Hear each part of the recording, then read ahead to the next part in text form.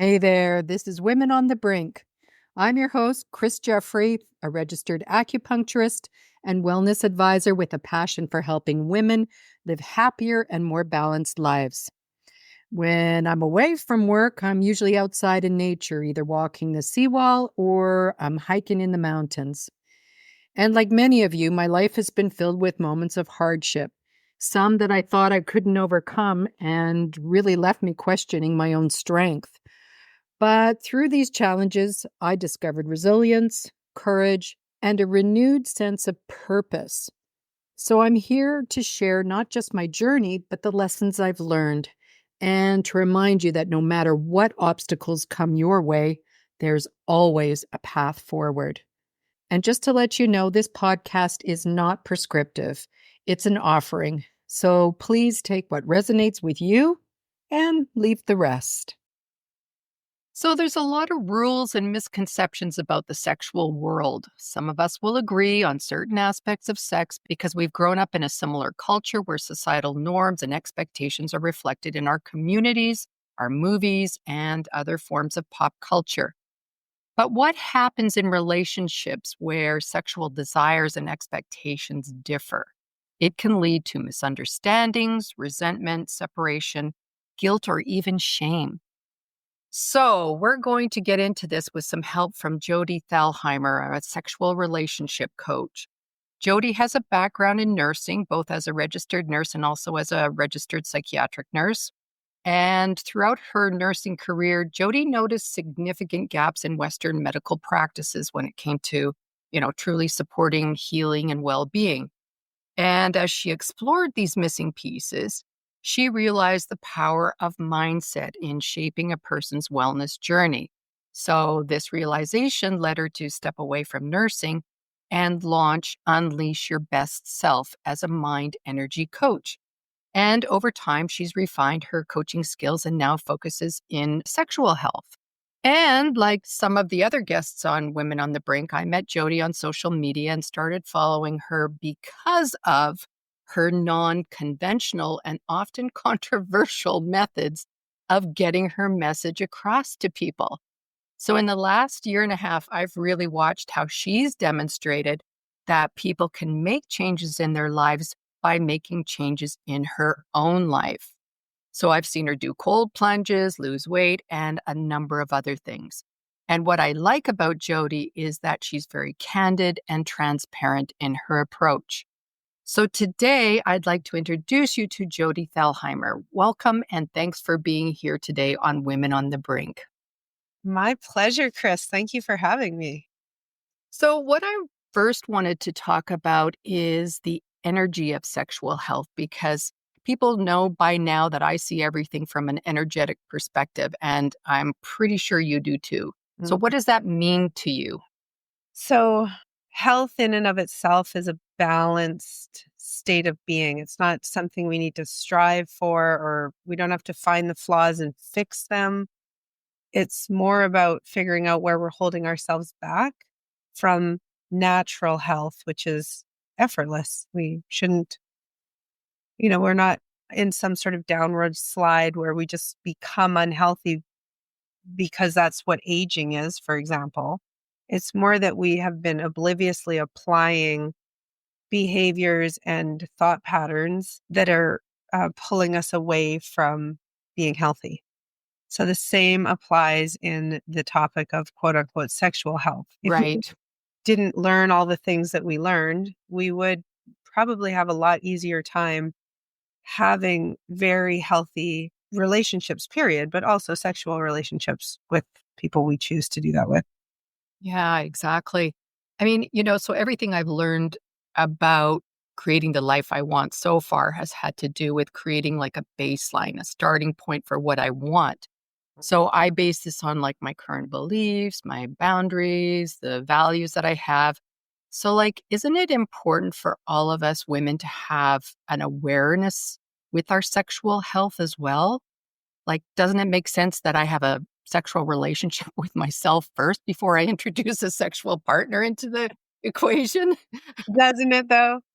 Right? Yeah, 100%. And, um, you might be about to go in this direction anyways, but if we just kind of ask the listeners to just consider for themselves and us for ourselves, just consider your own personal experience on the topic of having a sexual relationship with yourself and what that even might bring to mind. So, um, like for me right away, I would assume that what somebody's asking about is like, do you masturbate? Oh my gosh. Like, I think we've maybe as even a culture have outgrown a bit of the stigma around that topic. But myself as a 14-year-old, 13-year-old, 12-year-old, whatever age it started to become interesting to me, that was absolutely not something that I was comfortable admitting to or even letting myself experience for quite a few years. I was pretty convinced that that was not the kind of girl that I wanted to be. What a confusing energy that is. Lots of confusing energy, right?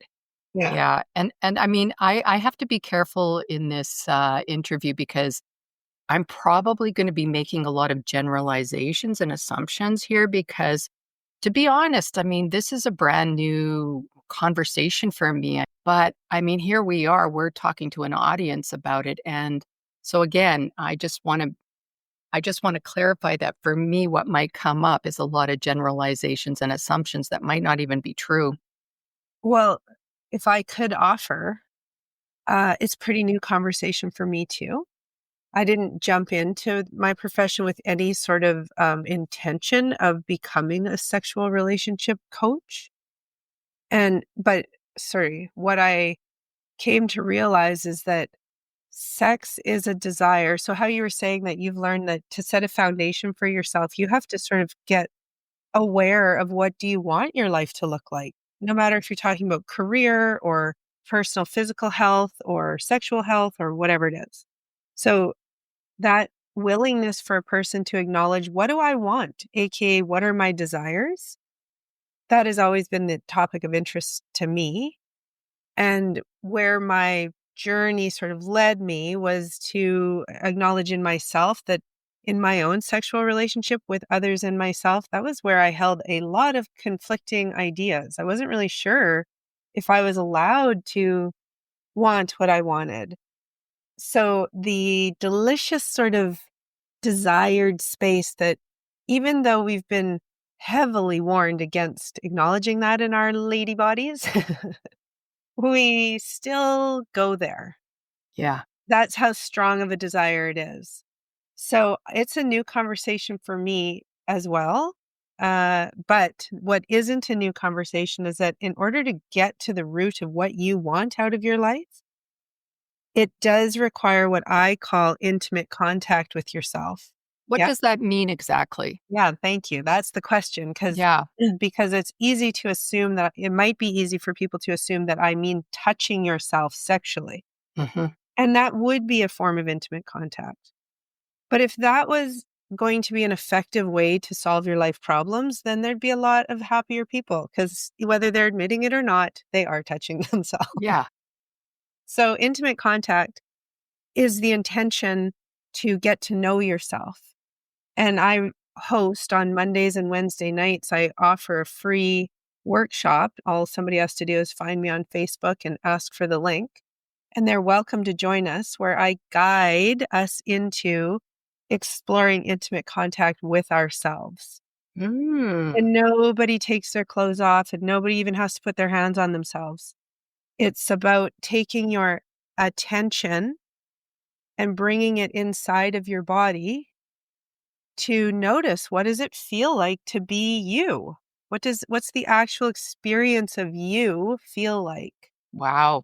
That's awesome. I mean, because that's where it all has to begin. That's where it all begins. Yeah, and, because I think what happens and again, I'm making some broad comments here, but I can speak for myself is that, when we go into a relationship with a partner, it's kind of this blank canvas, and we usually do the usual or the unusual, the sexual acts, but we don't really deviate too far because of our comfort zones or what we might perceive our partner's comfort zones or even our assumptions about what is normal, Mhm. right? Yep.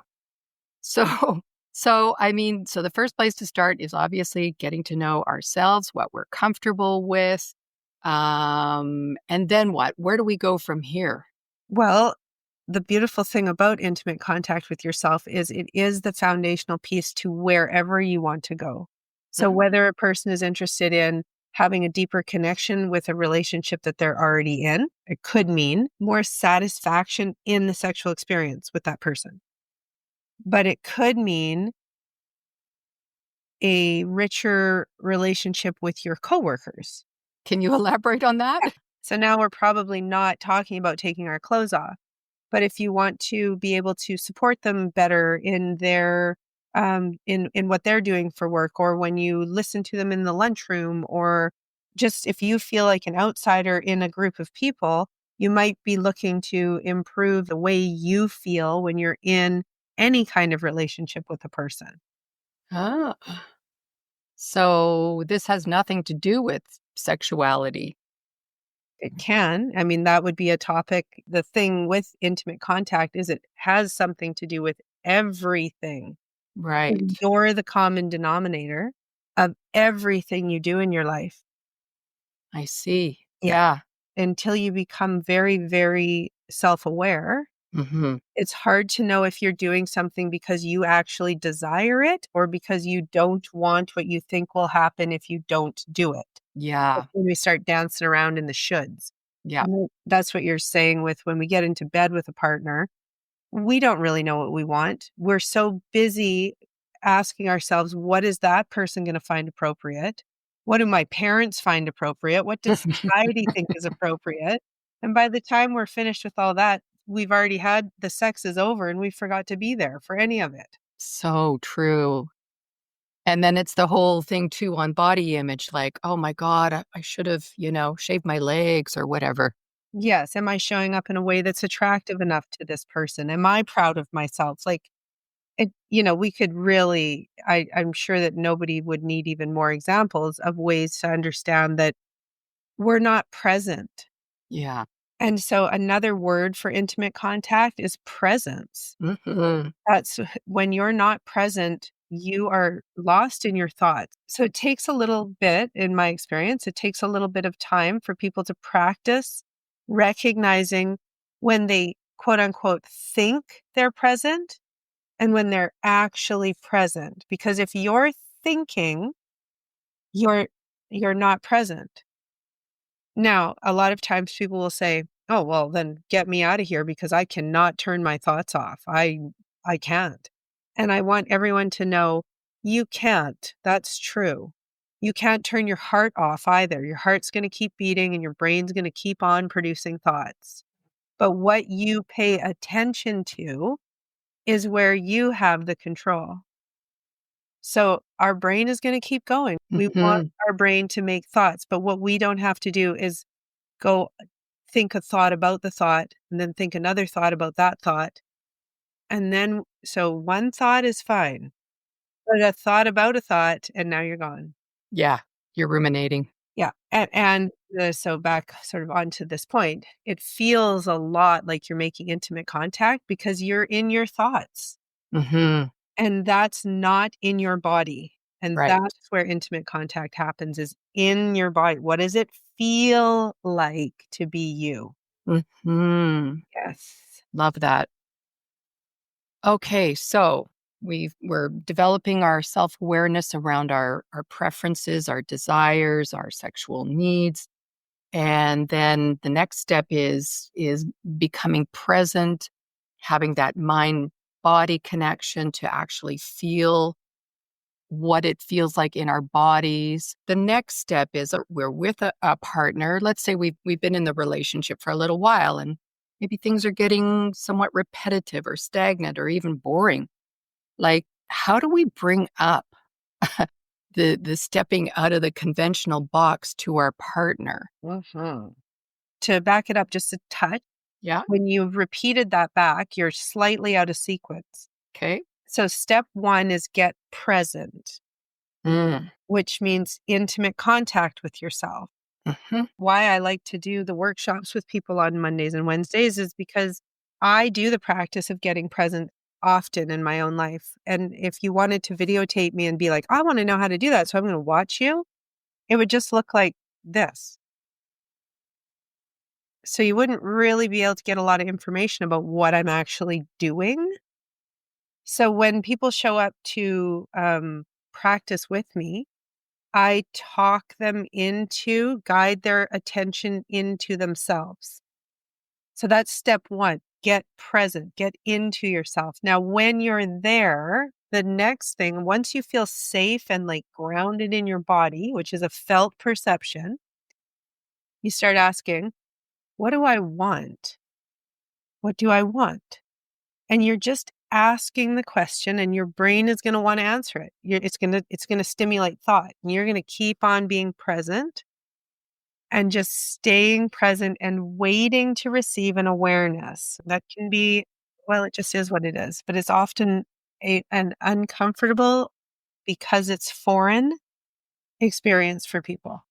Hmm. Yeah. And then that's what stirs up those emotions, Yeah. right? We start to feel that guilt or shame, or Yes. maybe it's complete freedom and joy for some people, but I don't think for a lot of women that's the way we were That's necessarily raised. exactly right. And so we're also raised that you don't want to do anything that brings up guilt. You don't want to do anything that brings up uncomfortable emotions. That's like a big red alert, red alert.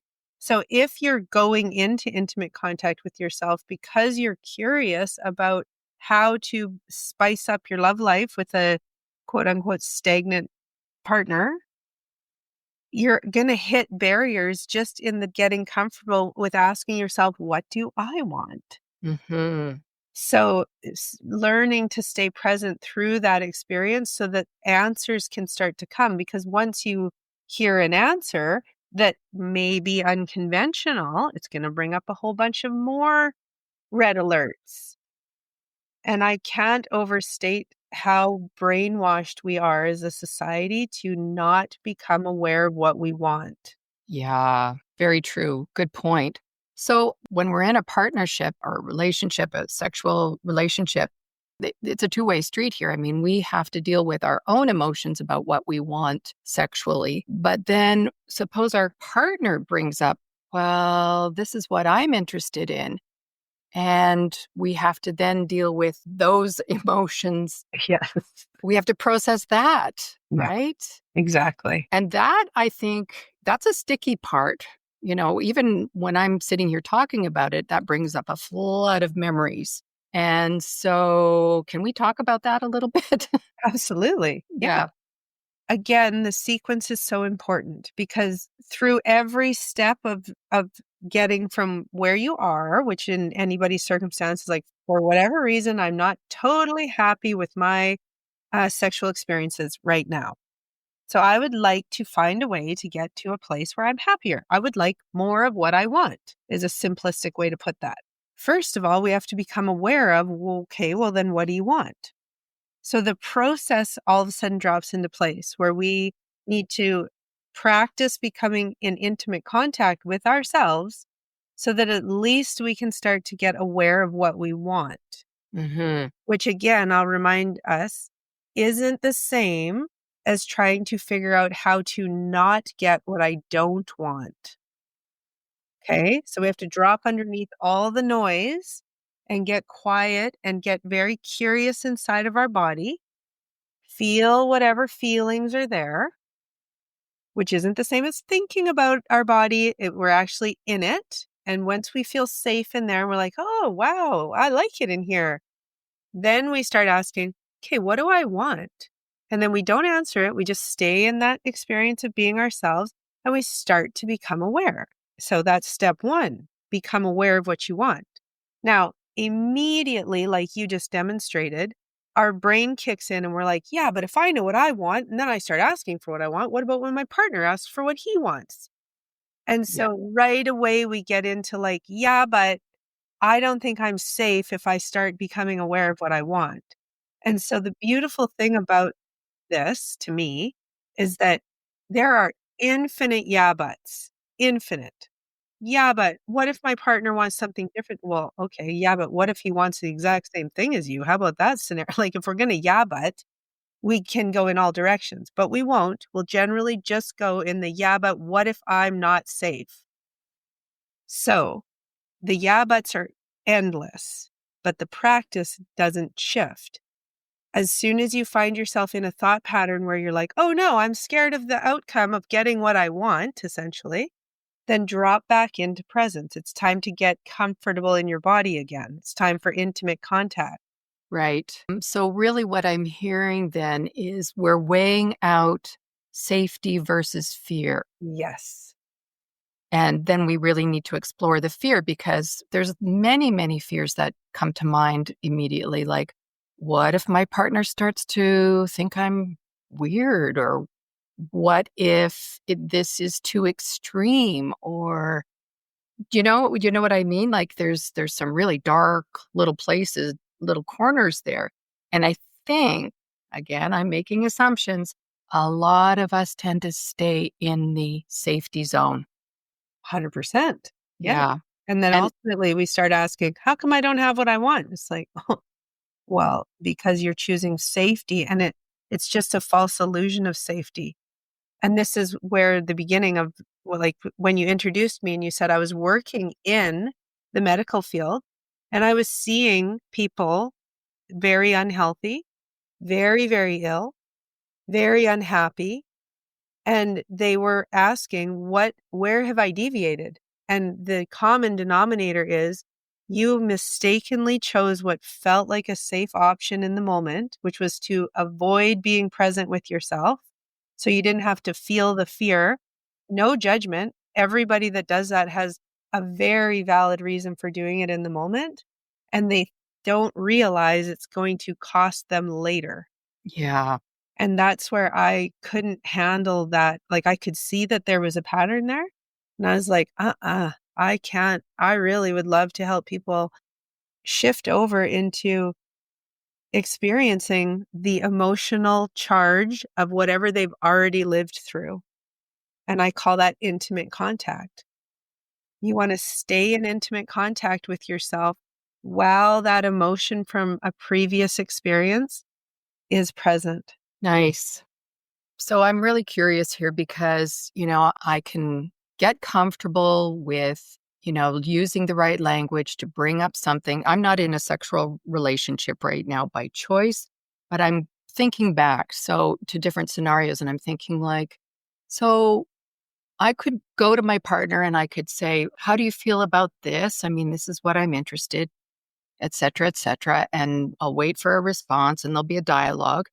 And then my partner opens up to me and is very vulnerable and says something to me maybe that I don't want to hear.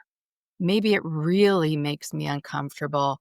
How do I deal with those emotions, that fear? Like, for example, what if he says, I'm really interested in exploring sex with other people, with you, even maybe.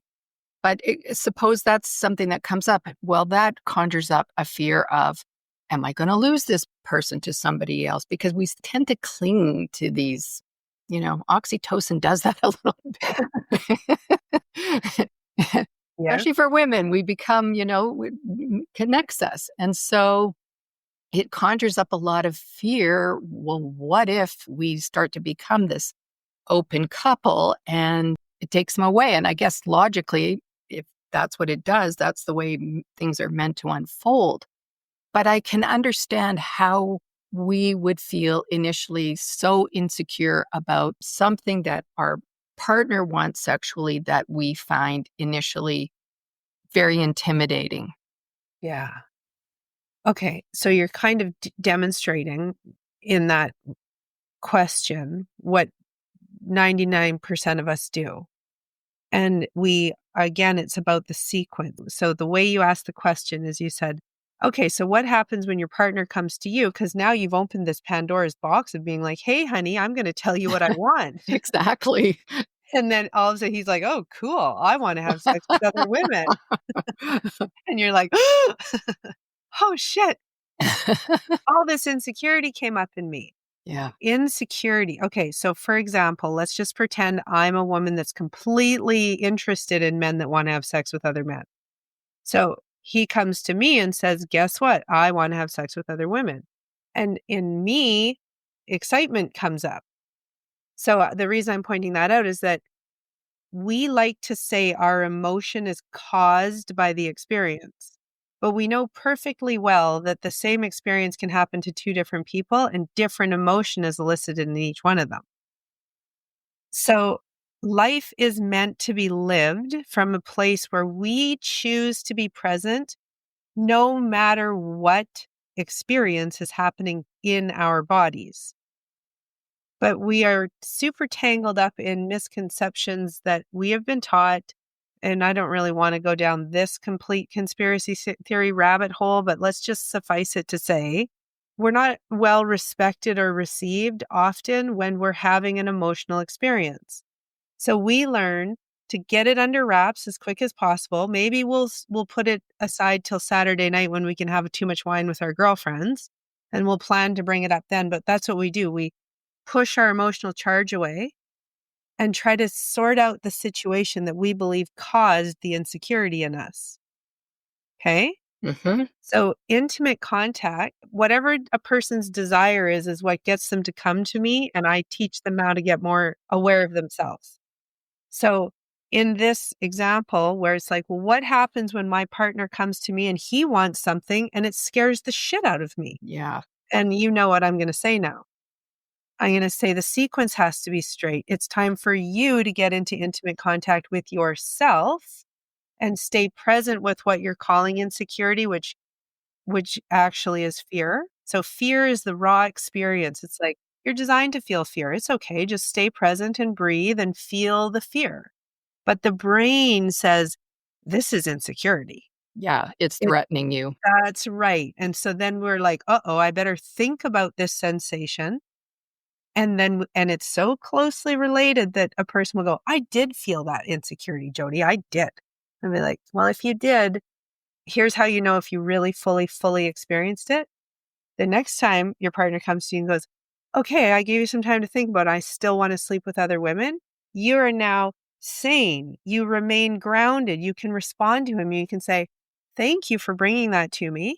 That's not a want of mine.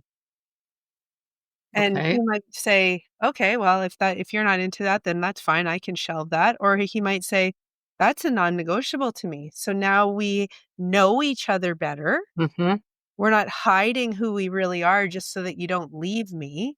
Yes. We're putting ourselves out there and we're saying, it's okay for you to want what you want, and it's okay for you to bring it to me. And it's okay if it spikes my insecurity. That gave me some of myself to witness and some emotional charge to reintegrate. So I'm grateful that you felt comfortable bringing it to me. And now that I have lived through the emotion that got triggered and woken up in me, now that I've lived through it, I can think about your request without being kind of insane or intoxicated on the charge of the insecurity that has nothing to do with your current boyfriend. Right. It's coming from an old experience where you lived through the experience, but you stuffed away the fear with the intention of feeling it another day or maybe later if you could get away with it, which I think we all think we're like, hey, I got away with that. I didn't have to feel the fear. Yeah. But your body keeps the score is the name of one great piece of work. Yeah. And I was just going to ask if, for example, this person says, yeah, this is my preference. It is something that is really important to me. You get to decide if this is a deal breaker or not. I mean, we should know, shouldn't we? Rather than just second guessing our partner all the time, Exactly. which Yeah. we're all doing all the time anyway, because we aren't having these honest conversations with one another, I think. Yep. That's Right? You're exactly it. just going, yep, yep, yep. And for That's me, this is all new realizations. Oh, I'm happy to let you hear it out loud. Yeah. And the thing is that it starts to become quite obvious when we just put it out there. But the thing that makes everything all confusing to us is that We are just here to fully experience experiences, fully experience them, including the emotion of the experience. Right. And so if we have never fully experienced our fear, sadness, or anger, we will repetitively, it's subconscious, but we will put ourselves in situations that bring up the anger, fear, and sadness that we haven't lived through. And once you live through it, the next time he comes to you, whether it's the next partner or the same one, and he says, I'd like to talk about that again, you won't recognize yourself. You'll be like, what's happening? I don't feel insecure at all. I can tell that that request has nothing to do with me. Hmm. That's you asking for what you want. And that's something I am highly respectful of. And it Yeah. likely could make you feel more intimately connected to that person because they just shared with you something that they maybe have been terrified to be honest with. Yeah. Like, I mean, I think if everybody felt safe, most men would say, I would love to sleep with other women, but I don't admit that because I don't want you to get upset. Yeah. And so if we're Exactly. like, oh, I took responsibility for my upset, you can say that. And I can say to you, over my dead body, dude, like, Yeah. if you want to be in a relationship with me, then that's not happening. Yeah. And he can say, well, then I don't want to be in a relationship with you because that's a non-negotiable for me. And then it's two people who are either choosing to be separate because they love each other so much that they wouldn't infringe on the other person's wants, or they choose to stay together because they want to, not because they're too scared to be honest about what they want. But isn't it this way with every aspect of life? I mean, I feel like we're constantly negotiating. And so sometimes we will let some things go that we would maybe really like to try out. Like, I really want to go to France, but you don't. And in this case, it might be, I really want, anal sex, but you don't. And we just let things slide. We don't have these Mhm. conversations. But I feel like this kind of contributes to the toxicity in a relationship if we don't. Yeah. And so then if we look at the actual essence of what I work with, it's that all of this comes back to your own relationship with yourself.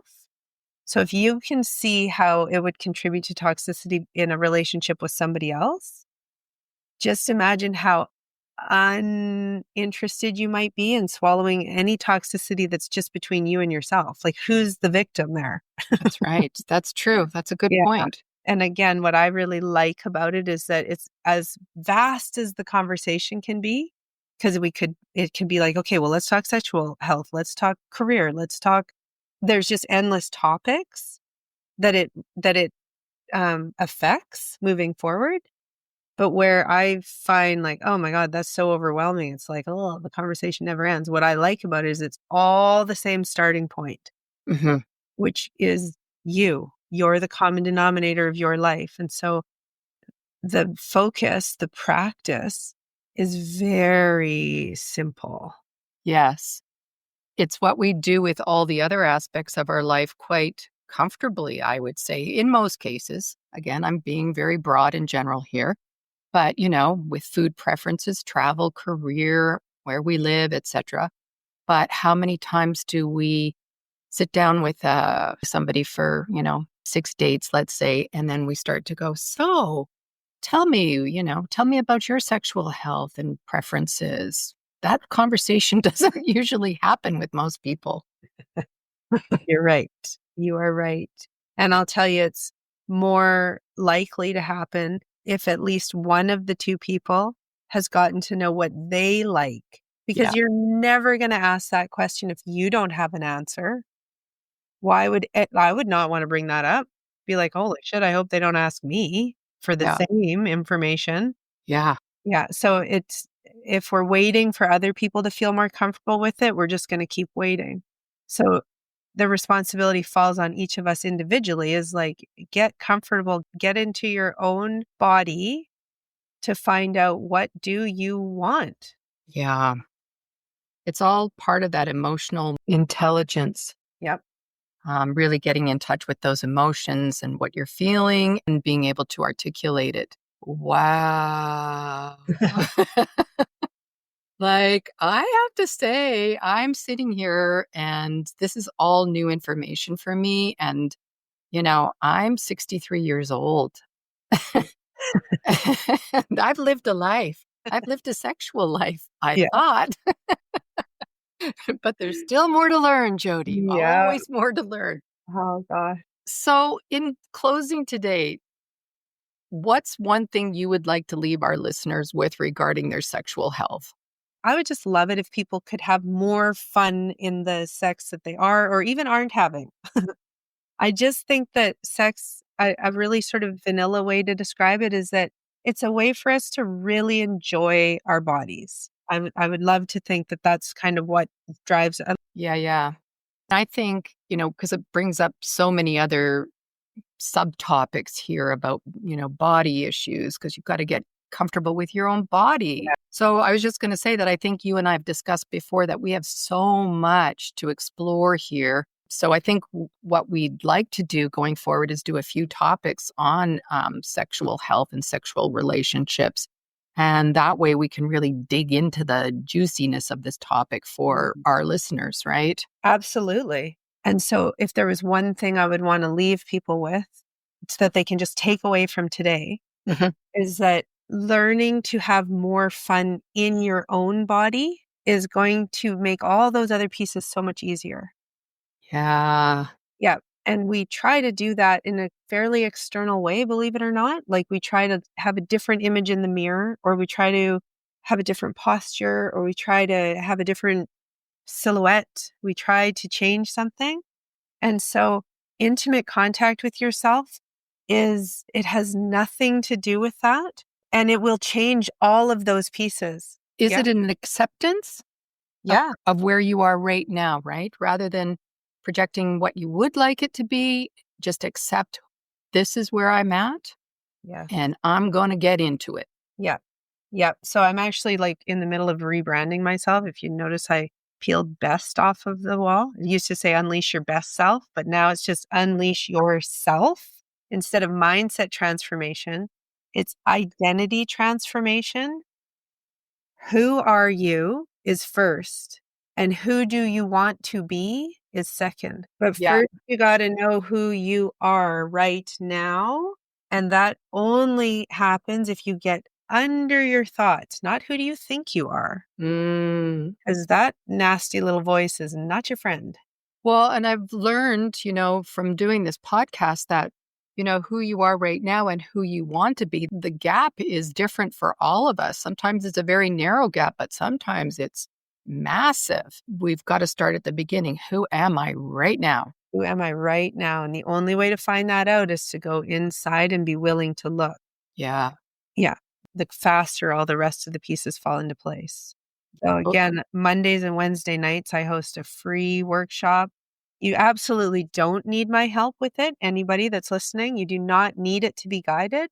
And I actually advocate, you know what? Don't depend on me. Don't depend on YouTube. Don't depend on anything. Do it yourself. This whole thing is about you and yourself. so However, if you find yourself not getting around to that, then reach out. Like let somebody help you, hold you in that space until some of the emotion that you're avoiding gets transmuted, and then you'll find it easier to do it yourself. right. So where can listeners find you? You've got a couple of profiles on Facebook, is that right? I have my profile, Jodie Thalheimer. I think you're going to put a link Yep. somewhere around here. So that's a great place. I like for people to find me there because I'm very transparent there, as you have mentioned. And I would rather somebody kind of feel like they know me and feel like, okay, I kind of like this girl's vibe. So I encourage people to find me there and spy on me and do it for years if you want to. It doesn't matter to me. But you'll start to see that I have what's called a call to action on various posts where I tell you, if you want to hang out with me, this is where I'll be. Comment for the link and I'll take care. If somebody wants to hang out with me, I'm all about that. And if they don't, that's okay too. Yeah, find me on my profile and then you'll see posts that kind of guide you to where to find me next. Perfect. I'll put Jodie's contact details in the show notes if you want to connect with her. And I really want to thank you for being here on Women on the Brink. I like the way you've explained sex in a really open and fun and adventuresome way. And I hope for you listeners, it's taken some of the stigma or misconception, like it has for me, away from what sex looks like for us women. Nice. And, as we've learned today, sex and relationships come with a lot of expectations. Some are shaped by culture, some are by personal experience, and some we don't even realize we've absorbed. When those expectations don't align with our partners, it can really lead to frustration and guilt or disconnect, all those emotions we talked about. But as we've learned from Jodie, understanding our own desires and changing societal norms, and shifting that mindset can really open the door to a deeper connection and more fulfillment.